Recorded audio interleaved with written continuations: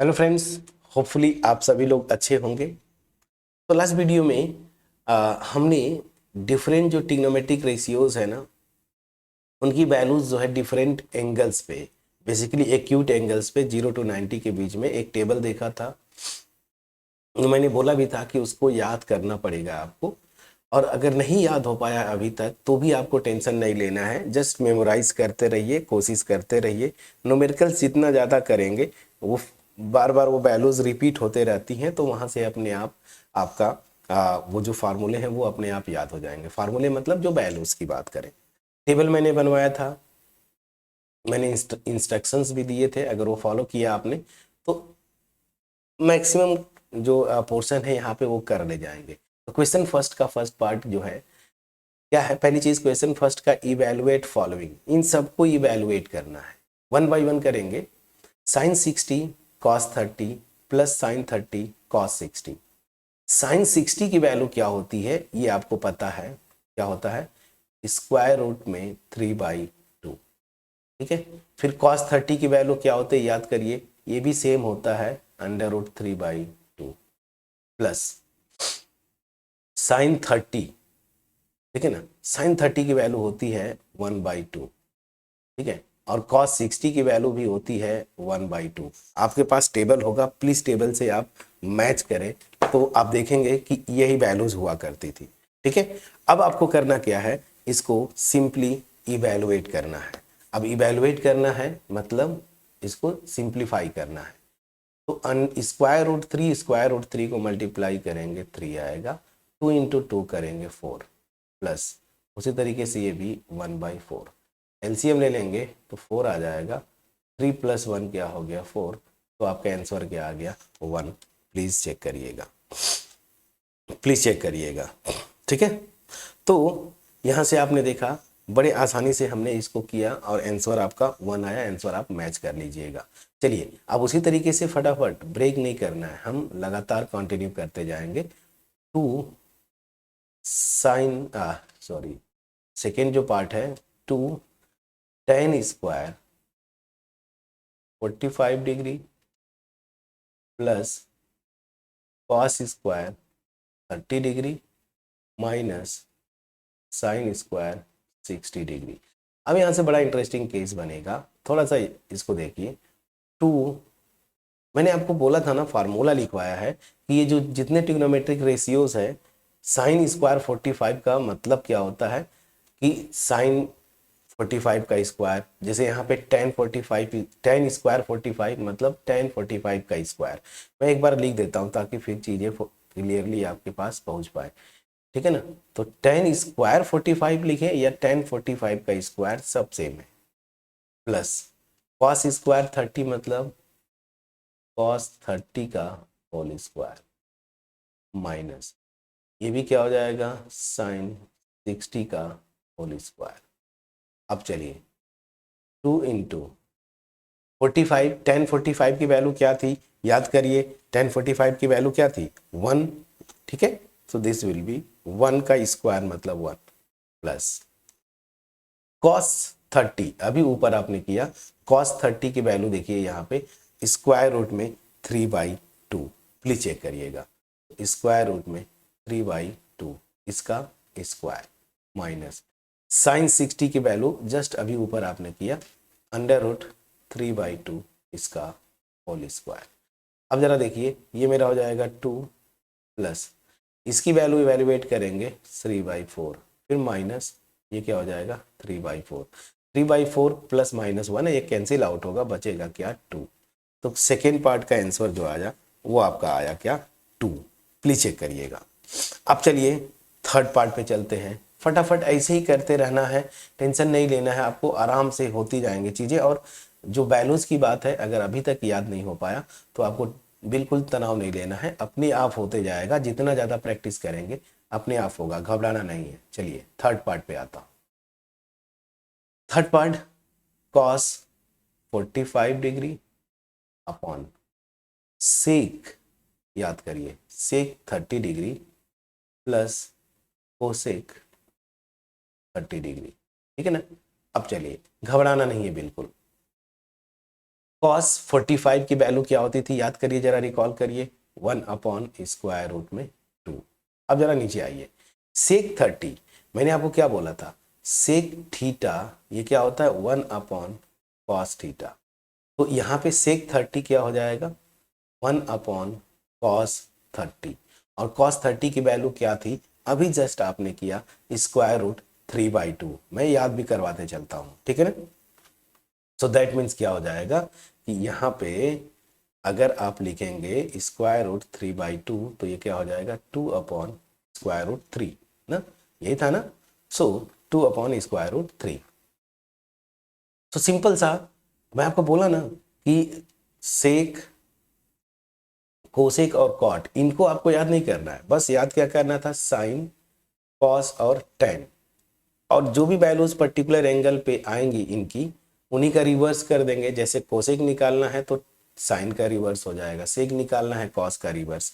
Formula भी मैंने लिख दिया यहाँ पे, सेक 30 मतलब 1/cos 30, cos 30 की वैल्यू क्या होता है, √3/2। मैंने लिखा, सिंप्लीफाई किया, ये आ गया, क्या आया, 2/√3 प्लस कोसेक 30 की वैल्यू 1/sin 30, और साइन 30 की वैल्यू अभी जस्ट आपने देखा था क्या था, 1/2, कहीं न कहीं किया था, ये देखिए साइन 30 की वैल्यू कितनी थी, 1/2। तो इसको आप लिखेंगे अगर, तो कोसेक 30 की वैल्यू क्या हो जाएगी, 1/sin 30 की वैल्यू, और ये था 1/2, मतलब क्या हो जाएगा, 2। प्लीज चेक करिएगा, ठीक है, कितना आसानी से आ गया। अब चलिए इन्हीं को आपको सिंप्लीफाई कर लेना है, आंसर आपका अपने आप आ जाएगा।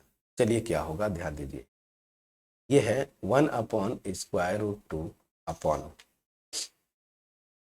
यहाँ पे एलसीएम लेंगे तो ये हो जाएगा 2 + 2√3 अपॉन √3। क्लियर है। अब चलिए यहाँ पे 1/√2 मल्टीप्लाइड बाई √3 अपॉन 2 + 2√3, ये हुआ। अब देखिए आंसर की अगर मैं बात बोलूं तो आंसर जब भी आपका देगा, हालांकि ये आंसर है, लेकिन अगर आप आंसर की में देखेंगे जो आपका बुक का एनसीईआरटी का है, तो उसमें ये आंसर नहीं दिया है जो हमने अभी निकाला। रीजन क्या है कि ये रूल है, देखिए ये एजम्पशन है कि जब भी कोई नंबर आप लिखे ना, रियल नंबर, अगर वो इरेशनल है तो डिनोमिनेटर में हम कोशिश करते हैं कि इरेशनल नंबर न रहे, डिनोमिनेटर में रेशनल नंबर है।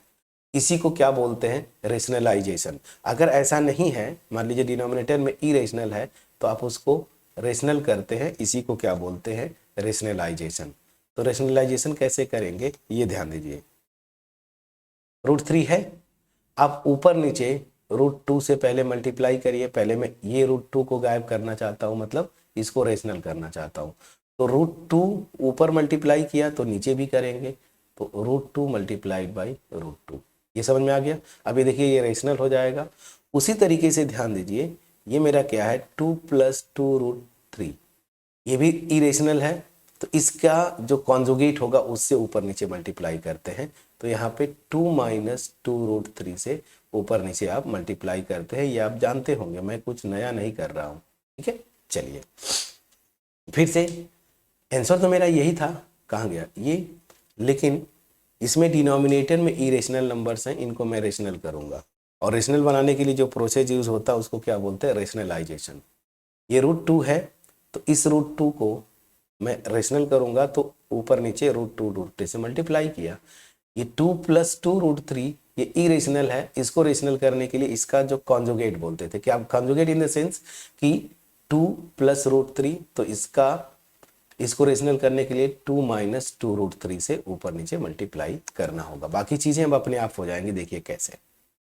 ये मेरा है √6 हो जाएगा, √3 × √2 कितना हो जाएगा, √6, और यहाँ पे 2 - 2√3।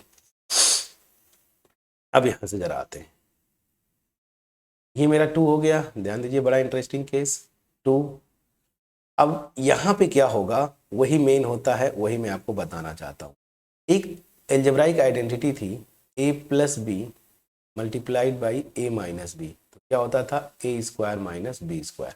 ए की प्लेस पे आप 2 ले लीजिए और बी के प्लेस पे क्या है 2√3। तो ए स्क्वायर माइनस बी स्क्वायर क्या होगा, 2 का स्क्वायर होता है 4 माइनस 2√3 का स्क्वायर जब करेंगे, ये देखिए 2√3 का स्क्वायर, तो ये हो जाएगा, देखिए 2 का स्क्वायर तो 4 और √3 का स्क्वायर 3, तो ये हो जाएगा 12, कितना आ जाएगा -8। प्लीज चेक करिएगा। तो मैं डायरेक्ट लिख दूं या एक स्टेप लिख देता हूं। तो ये a plus B, a minus B, मतलब ये 4 माइनस 12 ना, तो ये कितना कितना हो जाएगा, तो आप देखिए √6 ब्रैकेट में, अब इन देखिए ऊपर नीचे 2 कॉमन है कि नहीं, ऊपर नीचे नहीं, पहले यहाँ पे देखिए न्यूमरेटर में इन दोनों टर्म से 2 कॉमन है, तो यहाँ पे आप 2 बाहर ले लीजिए ताकि कैंसिल आउट हो जाएगा, 1 माइनस √3 होगा अपॉन, यहाँ पे 2 है और 4 में से 12 सेपरेट करेंगे तो -8 आता है। ये देखिए 2 2 से कैंसिल आउट हुआ, तो ऊपर कितना आ गया, देखिए √6 को 1 से मल्टीप्लाई करेंगे ये आ जाएगा, और यहाँ पे देखिए √6 और √3 को करेंगे तो √18, मैं पूरा प्रॉपर कर रहा हूँ, और यहाँ पे -8। अब देखिए डिनोमिनेटर मेरा रेशनल नंबर हो गया ना, यहाँ पे एक्चुअल आंसर जो आ रहा था √3 और यहाँ √3 था, यहाँ पे √2 था, इनकी वजह से इरेशनल नंबर्स थे। अब मैंने इसको रेशनलाइज करने के बाद रेशनल नंबर बना दिया डिनोमिनेटर को। अब यही से आपका आंसर आ जाएगा, कैसे, √6, 18 को आप क्या लिख सकते हैं, 9 × 2, इस 18 को 9 स्क्वायर रूट के बाहर आके 3 हो जाता है √2, प्लीज चेक करिएगा। तो ये हो जाएगा -3 स्क्वायर रूट में 2 अपॉन -8, माइनस से बस मल्टीप्लाई कर दीजिए, तो ये माइनस होगा ये प्लस होगा, मतलब 3√2 माइनस स्क्वायर रूट में 6 अपॉन 8, ये आपका आंसर हो गया। प्लीज चेक करिएगा। तो 3√2 माइनस स्क्वायर रूट 6 अपॉन 8, ये आपका आंसर आना चाहिए। कितना अच्छा था ये क्वेश्चन में, कोई दम नहीं था, लेकिन जो मेन इश्यूज इसमें थी कि आखिरी में जो आंसर आप निकाले होंगे मैच नहीं किया होगा शुरू में, तो आप इसको रेशनलाइज करते हैं, मतलब डिनोमिनेटर को रेशनल नंबर बना देते हैं। अब जो चीज़ें मैंने एक्स्ट्रा एक्सप्लेन करने के लिए लिखा था मैं इसको इरेज करता हूँ, आप चाहें तो इसको नोट कर लीजिएगा, कोई बात नहीं है, बट मैं इसको अभी फिलहाल इरेज कर देता हूँ। जितनी काम की चीज़ें हैं उतना मैं यहाँ पे छोड़ता हूँ। कितने आसानी से आपने किया, ठीक है, चलिए। तो बहुत ही आसान क्वेश्चन था, इजी क्वेश्चन था। तो थर्ड पार्ट हमने फिनिश किया। अब आते हैं फोर्थ पार्ट। फोर्थ पार्ट करना है अगर, तो इसमें भी क्या है, पहले मैं क्वेश्चन लिख लूँ, sin 30 degree plus tan 45 degree minus cosec 60 degree upon sec 30 degree plus cos 60 degree plus cot 45 degree, ठीक है। अब देखिए एक एक की वैल्यूज लिखना है। sin 30 डिग्री अभी जस्ट ऊपर आपने किया था, जरा रिकॉल करिए क्या था। सो sin 30 डिग्री क्या होता है आपको पता है, 1/2, ऊपर मैंने दिखाया देखिए ना, sin 30 1/2, कर्सर पे ध्यान दीजिएगा, इसकी वैल्यू 1/2। तो क्वेश्चन करते करते होता है, मैं बार बार पूछ भी रहा हूं, तो sin 30 की वैल्यू 1/2, बिल्कुल आसान। तो चलिए लिख दीजिए 1/, ठीक, फिर क्या है प्लस tan 45 की वैल्यू क्या होता है याद करिए 1, माइनस कोसेक 60 मतलब अब मैं डायरेक्ट करूंगा 1 अपॉन sin 60। sin 60 की वैल्यू क्या होती थी याद करिए, स्क्वायर रूट में 3/2, तो ये क्या हो जाएगा 2 अपॉन स्क्वायर रूट में 3, इतना अपॉन sec 30 मतलब 1 अपॉन cos 30, और cos 30 की वैल्यू क्या होता था √3/2 cos 30, याद करिए।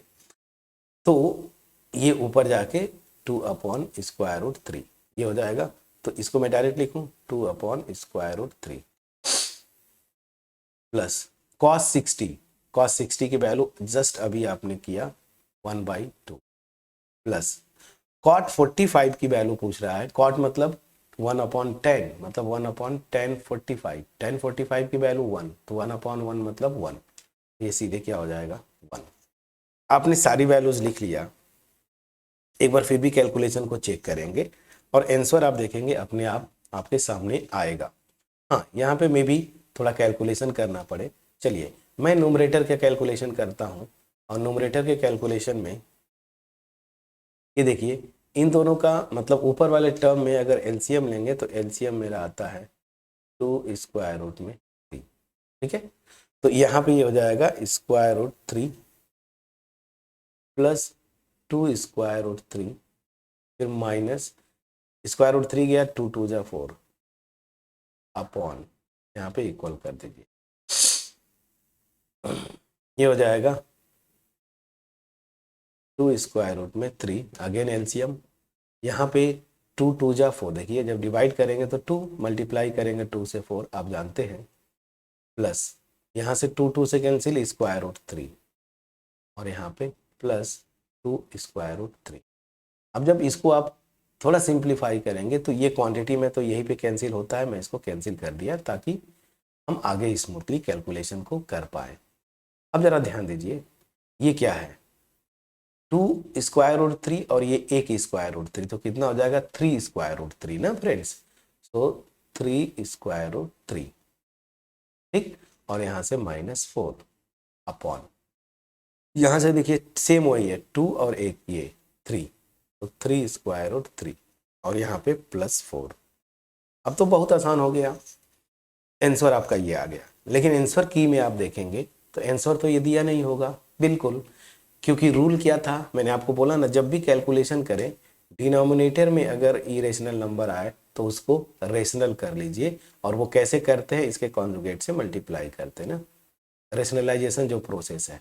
तो डिनोमिनेटर का कॉन्जुगेट ऐसे मैं बोलूँ तो वो क्या होगा, यहाँ पे माइनस साइन हो जाएगा ना, तो ये 3√3 - 4, इसी से ऊपर नीचे क्या करते हैं आप मल्टीप्लाई करते हैं।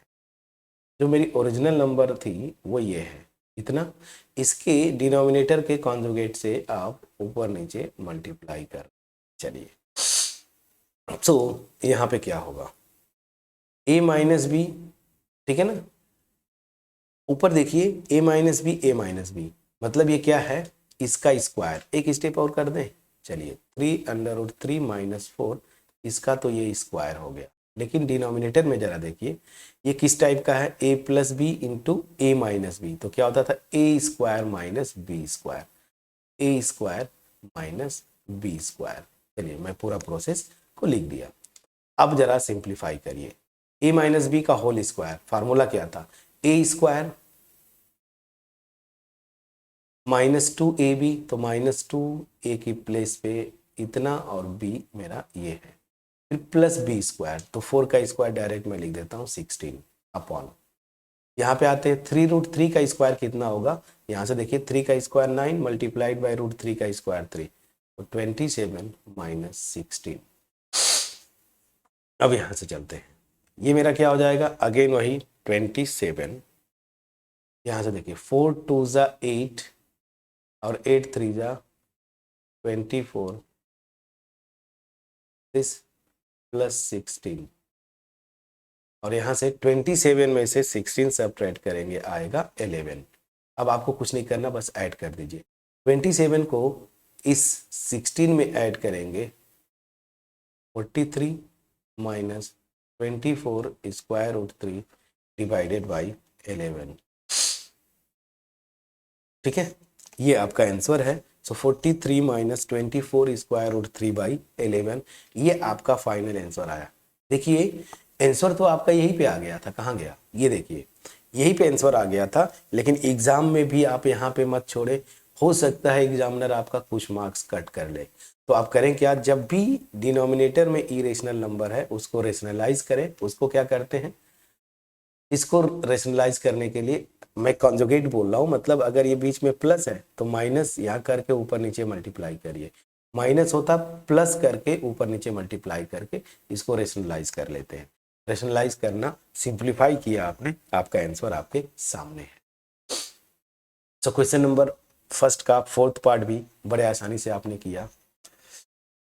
अब आते हैं जरा फिफ्थ पार्ट। फिफ्थ पार्ट मेरे ख्याल से थोड़ा इजी होना चाहिए, बट फिर भी ठीक है, मैं एक बार क्वेश्चन लिख दूं। तो क्या है, 5 cos square 60 degree plus 4 sec square 30 degree minus 10 square 45 degree upon sine square 30 degree plus cos square 30 degree. अब ध्यान दीजिए, इसका मतलब ऑलरेडी मैं बता चुका हूं कि कॉस स्क्वायर 60 डिग्री मतलब कॉस 60 का होल स्क्वायर। तो अब डायरेक्ट आप करते जाएंगे। अब देखिए कॉस 60 की वैल्यू क्या होती है। कॉस 60 की वैल्यू अब तक याद हो गया होगा, सोचिए क्या होता है। तो कॉस 60 की वैल्यू क्या थी, हमने किया था 1/2। तो 1/2 और इसका स्क्वायर ना। उसी तरीके से +4 सेक स्क्वायर 30। तो पहले सेक 30 की वैल्यू क्या हो जाएगी, सेक 30 की वैल्यू 1/cos 30। cos 30 की वैल्यू √3/2 होता है। देखिए ये √3/2, तो ये 2/√3 हो जाएगा। तो सेक 30 की वैल्यू इतना है, जो कि सेक स्क्वायर है मतलब इसका स्क्वायर ना। तो इसका स्क्वायर, इसका मतलब क्या हो गया, इसका जब स्क्वायर करेंगे, डायरेक्ट लिखूं या चलिए मैं एक एक स्टेप लिख देता हूँ। 2/√3 इसका होल स्क्वायर माइनस 1045 की वैल्यू क्या होती है, 1 का स्क्वायर 1। यहाँ तक क्लियर होगा। अब आते साइन 30। साइन 30 की वैल्यू अभी जस्ट आपने किया था 1/2 इसका स्क्वायर माइन प्लस है कॉस 30, अभी जस्ट किया कॉस 30 की वैल्यू √3/2 और स्क्वायर है ना यहाँ पे कॉस स्क्वायर, तो इसको स्क्वायर कर देंगे। प्लीज चेक करिएगा, आंसर आपके सामने है। अब 5 मल्टीप्लाइड बाई 1/2 का स्क्वायर 4 प्लस 4 मल्टीप्लाइड बाई 2 का स्क्वायर 4 √3 का स्क्वायर 3 माइनस 1 अपॉन ये हो जाएगा 1/4 फिर प्लस 3/4। प्लीज चेक करिएगा। अब अगर ये हो गया तो this will be 5/4 plus 16/3 minus 1 upon ये कितना हो जाएगा 4/4। बड़ा इंटरेस्टिंग केस ये बन गया। देखिए एलसीएम लेंगे 4, ऊपर भी 3 + 1 4, 4/4 डायरेक्ट में कर दूं 1, इसको मैं डायरेक्ट कर दिया 1। तो इसलिए ऐसा कुछ दिया है कि आपका कैलकुलेशन थोड़ा आसान हो जाए। अब इसी को मैं यहीं पे कर देता हूँ। चलिए, तो नीचे तो 1 हो गया, ये खत्म। 4 और 3 का एलसीएम कितना आता है, प्लीज बोलिएगा 12। 4 3 जा 12 तो मतलब 15, 3 4 जा तो 4 और 16 4 जा 64 माइनस, यहाँ पे आंसर में लिख तो 64 + 14 तो हो जाएगा कितना 78/12। अगर मैं सही हूँ तो ठीक है। अच्छा एक मिनट -1 भी है। ठीक है ठीक है ठीक है, मैं कर रहा हूँ। तो नहीं ठीक ही तो किया है ना, प्लीज चेक करिएगा। 79 आएगा क्या, एक मिनट फिर से कैलकुलेशन को चेक करिए क्या आंसर आएगा। यहाँ पे एक बार फिर से चेक करिए। ठीक है, जब कैलकुलेशन की बात है तो यहाँ पे तो 12 आ गया, ये तो 12 मेरा था ही। हाँ यहाँ पे कुछ मिस्टेक हुआ है कैलकुलेशन। चलिए ऊपर वाले को करते हैं। ये थोड़ा सा मिस्टेक किस लिए हुआ मैं आपको बता रहा हूँ। यहाँ पे मिस्टेक हुआ है, फिर से मैं इसको कैलकुलेशन करता हूँ। ये देखिए नीचे तो 1 है, छोड़ दीजिए। ये मेरा आया ऊपर 12, ठीक। 4 3 जा 12, 5 3 जा 15 होता है, 3 4 जा 16 4 जा 64। और ध्यान दीजिए ये 1 है फ्रेंड्स ना, तो -12 होगा। प्लीज चेक करिएगा। मतलब मेरा क्या आया, अब यहाँ पे मैं लिख रहा हूँ 15 + 64 -12/12। अब देखिए 15 में से 12 सब्ट्रैक्ट करेंगे 3 आएगा प्लस 64/12। तो यहाँ से देखिए 67/12। कैलकुलेशन मिस्टेक हो गया था, चलिए वो होता है। सो यहाँ पे आ जाएगा 67/12। प्लीज चेक करिएगा, आंसर आपके सामने है। अब ये चीज़ें मैं कैलकुलेशन आपको जस्ट एक्सप्लेन करने के लिए पर्पस से किया था, इसको मैं इरेज करूँगा, बाकी आपके सामने पूरा आंसर है। अब आप बताइए, अगर फार्मूले मतलब जो मैंने चार्ट बनाया था एंगल्स का, या बुक में भी इवन जो चार्ट दिया हुआ है, अगर वो याद होता तो इसमें से कोई भी क्वेश्चन ऐसा था क्या जो आप नहीं कर पाते? बिल्कुल नहीं। हाँ, क्वेश्चन मेरे ख्याल से 3rd और 4th में आपको रेशनलाइज करना था, ये बस थोड़ा सा ध्यान देना था कि हमको रेशनलाइज करना है, बाकी आंसर आ जाएगा। तो इन चीज़ों से एक चीज़ हमेशा याद रखें कि आपको रेशनलाइज करना होता है। अगर डिनोमिनेटर में इरेशनल नंबर है तो उसको रेशनलाइज करते हैं, और कैसे करते हैं, उसके कॉन्जुगेट से ऊपर नीचे आप मल्टीप्लाई कर देंगे। एजम्पशन यही है कि न्यूमरेटर में इरेशनल नंबर हो सकता है, डिनोमिनेटर में नहीं होगा। ठीक है ना, ये चीज़ बस याद रखते हुए हमने सब कुछ किया। प्लीज़ बोलिएगा, ये भी मेरे ख्याल से एक्सप्लेन करने के लिए किया था, तो मैं वो चीज़ें थोड़ा सा इरेज कर दूँ। तो ये था मेरा क्वेश्चन नंबर फर्स्ट के लिए एफर्ट। बहुत इजी था, और मैं ये बिलीव करता हूँ कि आपके पास question number first crystal clear way में पहुँच पाया होगा। बेसिक था, अगर पहुँच पाया, वीडियो को लाइक ज़रूर करिएगा, फ्रेंड्स के साथ शेयर करिएगा। चैनल पर नए हैं, चैनल को जरूर सब्सक्राइब करके रखिए। कमेंट सेक्शन में कमेंट करना ना भूलिए कि कौन सा टॉपिक अगला अब आप पढ़ना चाहते हैं जो सबसे ज़्यादा परेशान करता है। ठीक है, सो इन वर्ड्स के साथ मैं अब ये फिनिश करूंगा, और आपको क्वेश्चन नंबर 2 मैं होमवर्क देते हुए, और एमसीक्यूज देखिए यही से ऐसे ही उठा के आपके होम एग्जाम कर रहा हूँ, बोर्ड एग्जाम जो आएगा उसमें छपता है। मैंने आपको बोला भी था स्टार्टिंग में ही, जब ये इसका इंट्रोडक्शन वाला करवा रहा था, जब चार्ट बनवा रहा था एंगल्स का, तो बोला था कि एमसीक्यू में अक्सर आप देखेंगे ना, बोर्ड में एक क्वेश्चन आपको छप के आएगा। ठीक है ना, ऐसा ही, अब ये मैं नहीं बोलूंगा कि यही क्वेश्चन, लेकिन ऐसा ही एंगल्स को लेके, ट्रिग्नोमेट्रीज के रेशियोज, ट्रिग्नोमेट्रिक रेशियोज के डिफरेंट एंगल्स के जो वैल्यूज हम चैप्टर कर रहे हैं, इसको लेके एक एमसीक्यू बनता है। और यहाँ पे लकीली देखिए 4 एमसीक्यूज दे दिया है। ये सब एमसीक्यूज है, मल्टीपल चॉइस। तो इसमें से फर्स्ट पार्ट में ये 4 ऑप्शन कोई एक सही होगा, उसी तरीके से सेकेंड, थर्ड एंड फोर्थ। ये इसको जरूर करना है आपको, क्योंकि एक क्वेश्चन ऐसा आपके बोर्ड के पेपर में छपेगा ही छपेगा, मेरा पूरा विश्वास है। तो जब पता है कि अक्सर ये आ रहे हैं, ये पैटर्न है, तो फिर हम इस क्वेश्चन को तो जरूर करेंगे। तो प्लीज इस क्वेश्चन को ट्राई करिएगा। नहीं होगा तो कम से कम 1 से 2 बार हर एक क्वेश्चन को ट्राई करिएगा। उसके बाद भी नहीं होता है तो मैं तो हूं ही। ठीक है, तो मिलते हैं नेक्स्ट वीडियो में, जहां पे हम क्वेश्चन नंबर 2 सॉल्व करेंगे। तो होपफुली मेरा जो एफर्ट है आपके पास पहुंच पाया होगा। सो मेरे मोटिव जो है मास में लोगों के पास क्वालिटी वीडियोज पहुंचाना, इसमें आप हेल्प करें। हेल्प कैसे करना है मैं बताया था अभी। चलिए मिलते हैं नेक्स्ट वीडियो में, तब तक अपना ख्याल रखें, पढ़ाई करते रहें।